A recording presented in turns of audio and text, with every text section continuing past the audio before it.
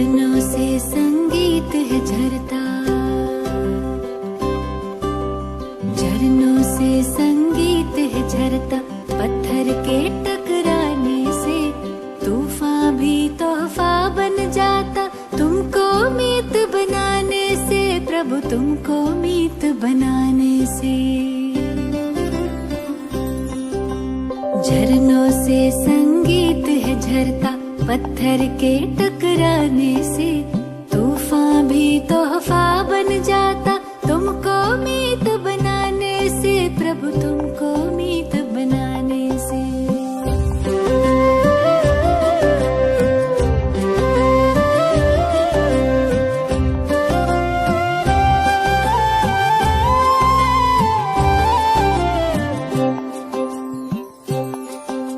सागर रास्ता दे देता, पर्वत भी झुक जाता है।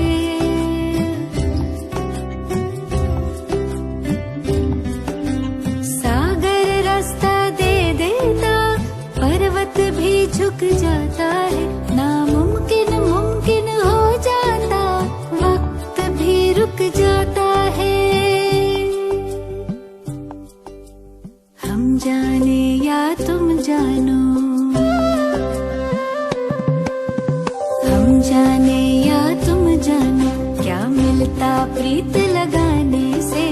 तूफान भी तोहफा बन जाता, तुमको मीत बनाने से प्रभु को मीत बनाने से।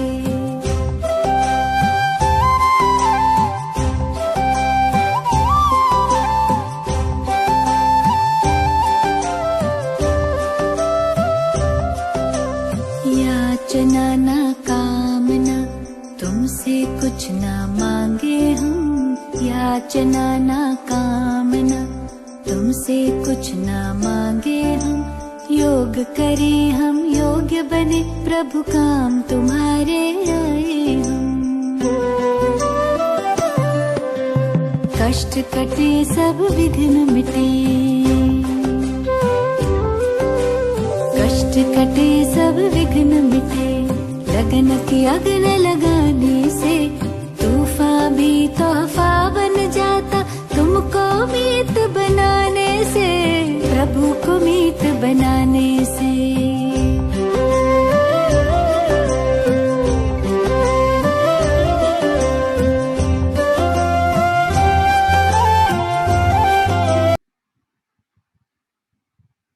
ओम शांति।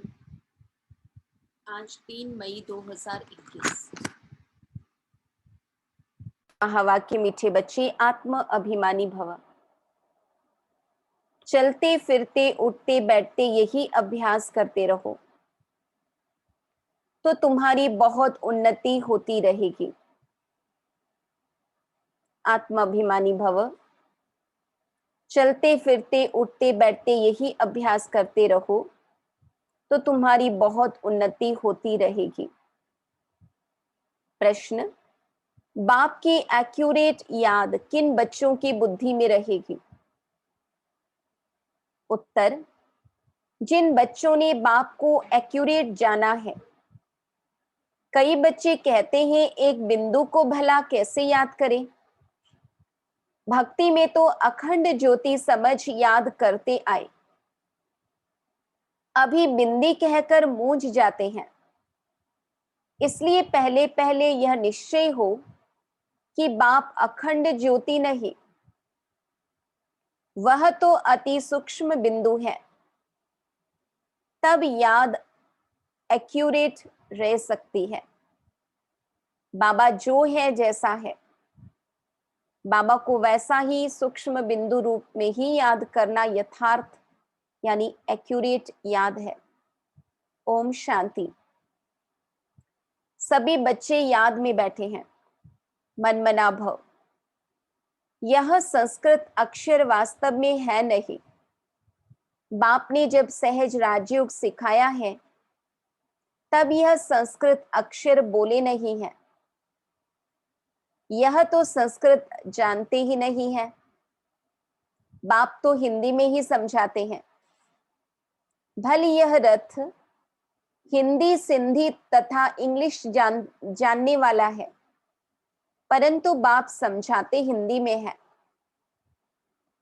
जो जिस धर्म का है उनकी अपनी भाषा है, यहाँ हिंदी भाषा ही चलती है। यह भाषा समझना सहज है और यह स्कूल भी वंडरफुल है। बाबा कहते इसमें कोई भी कागज, पेंसिल, पन्ने आदि की दरकार नहीं रहती। सुनना, समझना और उतारना, बस। यहां तो सिर्फ एक अक्षर को याद करना है, अर्थात बाप को याद करो। गॉड को अथवा ईश्वर को अथवा परमपिता परमात्मा को कोई याद न करे, यह मुश्किल है। याद सभी करते हैं, परंतु उनकी पहचान नहीं है। बाप ही आकर अपनी पहचान देते हैं। शास्त्रों में जो कल्प की आयु इतनी लंबी लिख दी है, वह बाप आकर समझाते हैं। बहुत बड़ी बात भी नहीं है। अहिल्याएं, बूढ़ी बूढ़ी माताएं क्या समझेंगी? यह तो बहुत ही सहज है, कोई छोटे बच्चे भी समझ सकते हैं। बाबा इतना सरल हिंदी भाषा में समझाते हैं। बाबा कहते कोई छोटे बच्चे भी समझ सकते हैं। बाबा अक्षर कोई नया नहीं है। शिव के मंदिर में जाते हैं तो बुद्धि में आता है कि यह शिव बाबा है, वह निराकार है। सभी मनुष्य मात्र बाबा कहते हैं। हम सर्व आत्माओं का बाप एक है। सब जीव की आत्माएं जो शरीर में निवास करती हैं, बाप को याद करती हैं। सब धर्म वाले जो भी हैं, सब परमपिता परमात्मा को याद जरूर करते हैं। वह है परम धाम में रहने वाला बाप। हम भी वहां के रहने वाले हैं, तो अब सिर्फ बाप को याद करना है। चाहते भी हैं हम पावन बने, बुलाते भी हैं, हे पतितों को पावन करने वाले आओ। नई दुनिया पावन थी, अब फिर पुरानी हुई है। इनको कोई नया नहीं कहेंगे। भारतवासी जानते हैं, नए भारत में देवी देवता राज्य करते थे। जब नया भारत था तो उसके आगे क्या था? संगम। इससे भी सहज कहना चाहिए, नए के आगे पुराना था। संगम को मनुष्य इतना सहज समझ नहीं सकते। न्यू वर्ल्ड, ओल्ड वर्ल्ड, इसके बीच को फिर संगम कहते हैं। बाप के लिए ही कहते हैं, हे पतित पावन आओ, आकर हमको पावन बनाओ। हम पतित बन गए हैं, नई दुनिया में कोई पुकारेंगे नहीं। अभी तुम्हारी समझ में आ गया है कि यह भारत पावन था। हे पतित पावन आओ, यह तो बहुत समय से बुलाते आए हैं। उनको यह पता नहीं कि पतित दुनिया कब पूरी होगी। कहते हैं शास्त्रों में ऐसे लिखा हुआ है कि अभी 40,000 वर्ष और कलयुग यानी ये पतित दुनिया चलेगी। बिल्कुल ही घोर अंधियारे में है। अभी तुम रोशनी में हो। बाबा कहते अज्ञान माना अंधकार। अभी हम रोशनी में हैं क्योंकि बाबा ने हमें सत्य ज्ञान दिया।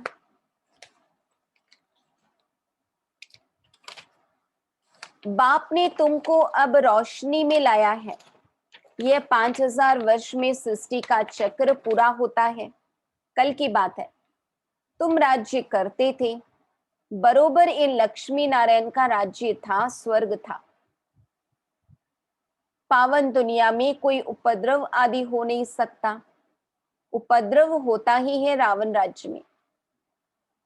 यहां तुमको बाप समझाते हैं, तुम सम्मुख कानों से सुनते हो। कौन सुनती है? आत्मा। आत्मा को बड़ी खुशी होती है, हमको बाप फिर से आकर मिला है। बाप से वर्षा लिया था, अब बाप कहते हैं मुझे याद करो। इसमें कोई लिखने पढ़ने की बात नहीं। जब कोई आते हैं तो पूछा जाता है आपका कैसे आना हुआ, तो कहेंगे यहाँ के महात्मा से मिलने। क्यों, तुमको क्या चाहिए? बताओ, कोई भिक्षा चाहिए? सन्यासी हो तो रोटी टुकड़ा चाहिए। सन्यासी किसके पास जाते हैं, वह रास्ते में मिलते हैं तो रिलीजियस मनुष्य समझते हैं यह फिर भी पवित्र मनुष्य है, इनको भोजन खिलाना अच्छा है। अभी तो पवित्रता भी नहीं रही है, बिल्कुल ही तमो प्रधान दुनिया है, इसमें बड़ी गंदगी है। मनुष्य कितना हैरान होते हैं। यहां तो हैरान होने की कोई बात नहीं। बाप कहते हैं लिखने करने की भी बात नहीं है। यह पॉइंट आदि भी लिखते हैं धारणा करने के लिए। जैसे डॉक्टर लोगों के पास भी कितनी दवाइयां होती है, इतनी सब दवाइयां याद रहती है। बैरिस्टर की बुद्धि में कितनी लॉ की बातें याद रहती है। तुमको याद क्या करना है? एक बात, सो भी बड़ी सहज है। तुम कहते हो एक शिव बाबा को याद करो, वह कहते हैं शिव बाबा कैसे आएंगे, यह भी तुम्हारे सिवाय और किसको पता नहीं है। ईश्वर कहाँ है? वह तो कहेंगे नाम रूप से न्यारा है, या फिर कह देते हैं सर्वव्यापी है। रात दिन का फर्क हो जाता है दोनों अक्षर में। नाम रूप से न्यारी तो कोई चीज है नहीं। फिर कह देते कुत्ते बिल्ली सब में परमात्मा है। दोनों एक दो के ऑपोजिट बातें हो गई। तो बाप अपना परिचय दे कहते हैं मुझ बाप को याद करो। गाया भी जाता है सहज राजयोग। बाबा कहते हैं योग का अक्षर निकाल दो, याद करो। जैसे छोटा बच्चा माँ बाप को देखने से ही झट गले लग जाता है, पहले सोच करेगा क्या कि हमारे माँ बाप हैं? नहीं, इसमें सोच करने की बात ही नहीं। बुद्धि में पक्का कि मुझ आत्मा का पिता शिव बाबा। तुम्हें भी सिर्फ शिव बाबा को याद करना है। भक्ति मार्ग में भी तुम शिव पर फूल चढ़ाते आए हो। सोमनाथ का मंदिर कितना भारी बनाया हुआ है, जो बाद में मोहम्मद गजनबी ने आकर लूटा था। सोमनाथ का मंदिर भारत में नामी ग्रामी है। सबसे पहले तो शिव की पूजा होनी चाहिए। बच्चों को यह सब नॉलेज अभी बुद्धि में आई है। भल पूजा आदि करते आए हो, परंतु तुमको यह पता ही नहीं था कि यह जड़ चित्र है। जरूर चैतन्य में आया होगा, तब तो वर्ष वर्ष शिव जयंती भी मनाते हैं। यह भी कहते हैं शिव परमात्मा निराकार है। आत्मा जानती है हम भी निराकार हैं। अभी तुम आत्म अभिमानी बनते हो, बहुत सहज है। वह तो हमारा बाबा है, ज्ञान का सागर, सुख का सागर, पतित पावन है। उनकी बहुत महिमा है। ब्रह्मा विष्णु शंकर की इतनी महिमा नहीं है, एक की ही महिमा गाते हैं। अब तुम बच्चे जानते हो, बाबा आकर हमको वर्षा दे रहे हैं। जैसे लौकिक बाप बच्चों का लालन पालन करते हैं, पढ़ाते नहीं हैं। पढ़ाई के लिए स्कूल में जाते हैं, फिर वानप्रस्थ में गुरु किया जाता है। मतलब लौकिक में बाप अलग, टीचर अलग और गुरु अलग। आजकल तो छोटे बड़े सबको गुरु करा देते हैं। यहां तो तुम बच्चों को कहा जाता है शिव बाबा को याद करो, सबका हक है। सब मेरे बच्चे हैं, तुम्हारे में भी कोई है जो अच्छी रीति याद करते हैं। कई तो कहते हैं बाबा किसको याद करें, बिंदी को कैसे याद करें। बड़ी चीज को याद किया जाता है। अच्छा परमात्मा जिसको तुम याद करते हो वह चीज क्या है? तो कह देते अखंड ज्योति स्वरूप है, परंतु ऐसे नहीं है। अखंड ज्योति को याद करना रॉन्ग हो जाता है। याद तो एक्यूरेट चाहिए, पहले एक्यूरेट जानना चाहिए। एक्यूरेट याद के लिए बाबा का एक्यूरेट परिचय चाहिए। बाप ही आकर अपना परिचय देते हैं और फिर बच्चों को सारे सृष्टि के आदि मध्य अंत का समाचार भी सुनाते हैं, डिटेल में भी तो नटशेल में भी। अब बाप कहते हैं बच्चे तुमको पावन बनना है, तो उसके लिए एक ही उपाय है, मुझे याद करो।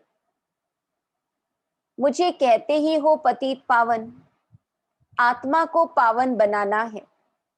आत्मा ही कहती है हम पतित बन गए हैं, हम पावन थे अब पतित हैं।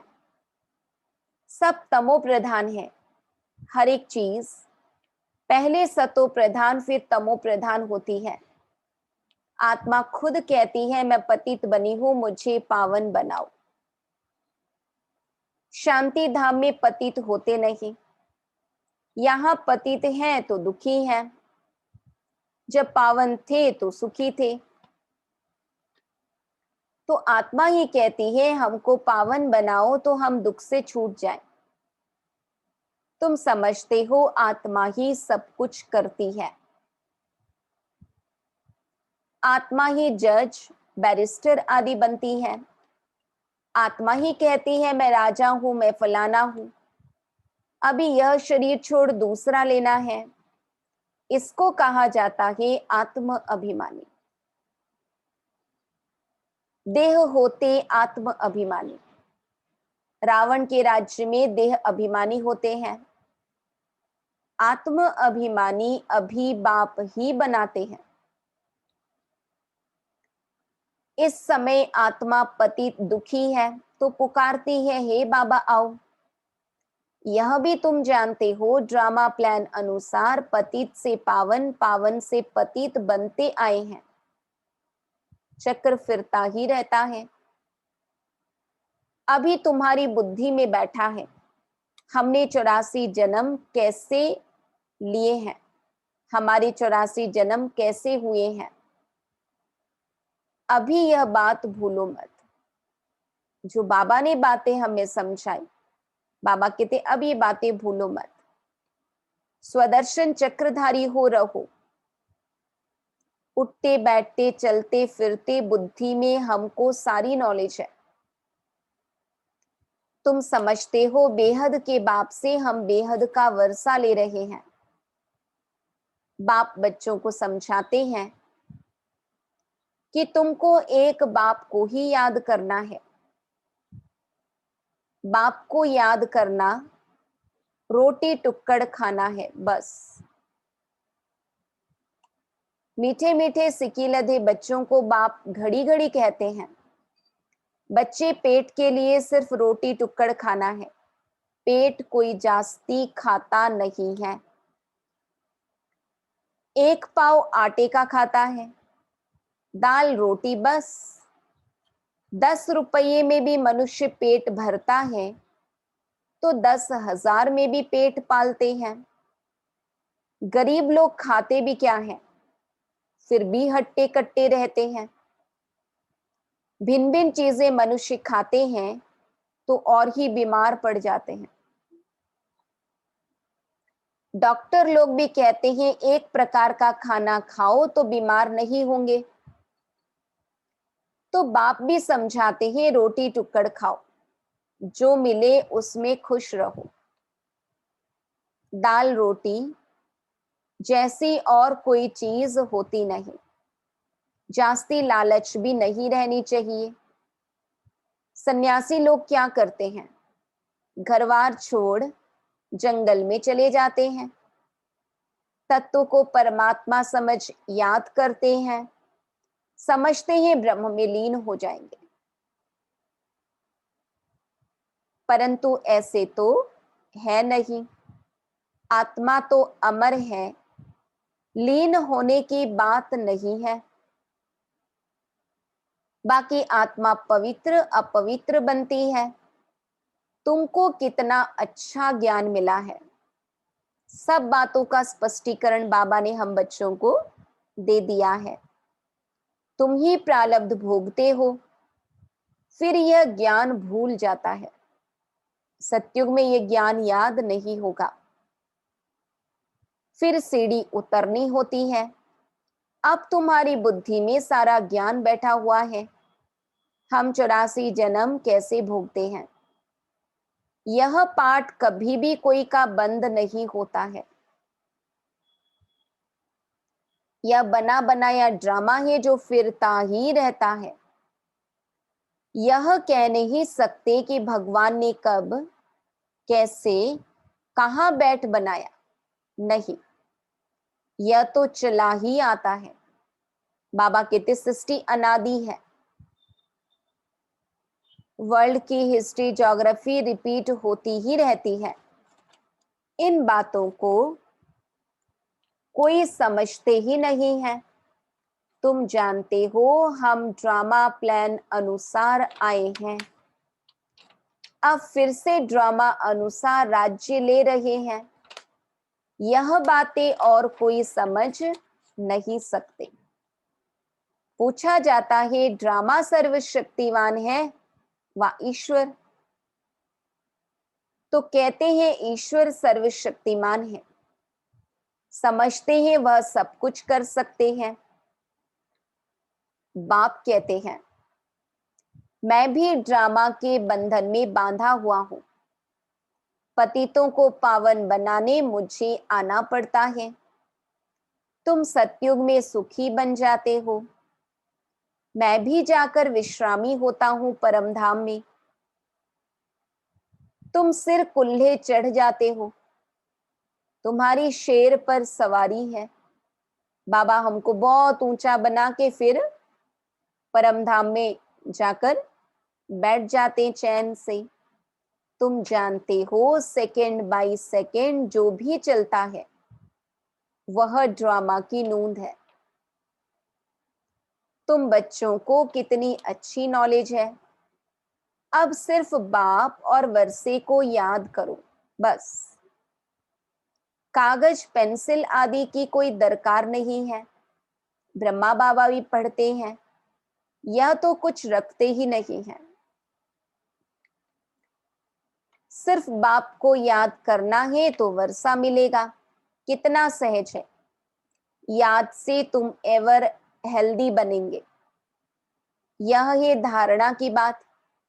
लिखने से क्या फायदा होगा, यह तो सब विनाश हो जाएगा। परंतु कोई याद रखने के लिए लिखते हैं, है ना। चलो डायरी में आपने नोट किया, आप उसे बार बार रेफर कर सकते हैं ताकि वो बातें ज्यादा ध्यान में रहे, स्मृति में रहे।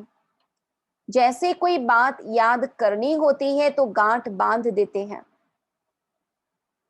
तुम भी गांठ बांध लो। शिव बाबा और वर्षे को याद करना है, यह तो बहुत सहज है। योग अर्थात याद। कहते हैं बाबा याद नहीं ठहरती, योग में कैसे बैठे। अरे लौकिक बाप की याद उठते बैठते चलते फिरते रहती है, तुम भी सिर्फ याद करो। बाबा कहते जैसे लौकिक बाप को चलते फिरते याद करते वैसे परलौकिक बाप को भी याद करो, बस बेड़ा पार है। अच्छा, मीठे मीठे सिक्की लधे बच्चों प्रति माता पिता बाप दादा का याद प्यार और गुड मॉर्निंग। रूहानी बाप की रूहानी बच्चों को नमस्ते। हम रूहानी बच्चों की रूहानी बाप दादा को याद प्यार गुड मॉर्निंग और नमस्ते। धारणा के लिए मुख्य सार। स्वदर्शन चक्रधारी बन 84 का चक्र बुद्धि में फिराते रहना है। बेहद बाप को याद कर बेहद का वर्षा लेना है। पावन बनना है। किसी भी चीज की लालच नहीं करनी है। जो मिले उसमें खुश रहना है। रोटी टुक्कड़ खाना है, बाप की याद में रहना है। वरदान। बुद्धि रूपी पांव मर्यादा की लकीर के अंदर रखने वाले सर्व प्राप्ति संपन्न शक्तिशाली भव। बुद्धि रूपी पांव मर्यादा की लकीर के अंदर रखने वाले सर्व प्राप्ति संपन्न शक्तिशाली भव। जो बच्चे बुद्धि रूपी पांव जरा भी मर्यादा की लकीर से बाहर नहीं निकालते, वे लक्की और लवली बन जाते हैं। उन्हें कभी कोई भी विघ्न अथवा तूफान, परेशानी, उदासी आ नहीं सकती। यदि आती है तो समझना चाहिए कि जरूर बुद्धि रूपी पांव मर्यादा की लकीर से बाहर निकाला है।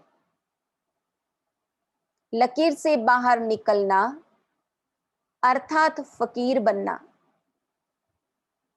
इसलिए कभी फकीर अर्थात मांगने वाले नहीं, सर्व प्राप्ति संपन्न शक्तिशाली बनो। स्लोगन। जो सदा न्यारे और बाप के प्यारे हैं वह सेफ रहते हैं। जो सदा न्यारे और बाप के प्यारे हैं वह सेफ रहते हैं, सुरक्षित रहते हैं। ओम शांति।